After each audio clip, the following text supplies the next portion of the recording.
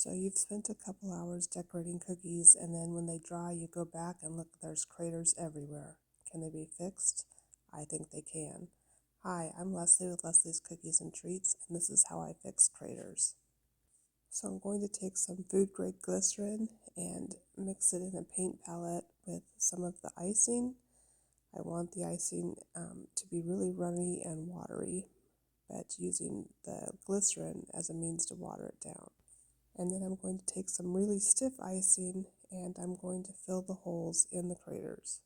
I'm going to put in slightly more icing than looks like would fit in there, so it's a little bit overflowing. And then using a paintbrush with the really thin watered down icing, I'm going to paint the entire area that had the crater. And I'm going to put a thick layer of the thin down icing over the area so that it will smooth out and level down on its own. And if you can still see the crater, you might need to put a little bit more of the thicker icing in the hole and then continue to smooth it out with the thin down icing.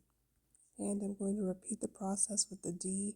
Now it's very important that you cover the entire area where the crater was with the thin down icing. If you try to just do the area around the crater, you will be able to see an outline of where you did your repair when it dries.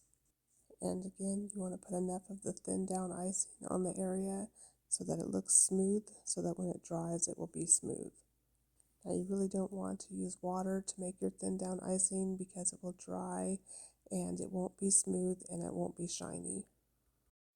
And that's it. Set it aside to dry completely. Put it in front of a fan or in a dehydrator if you have one, and your craters should be a problem no more.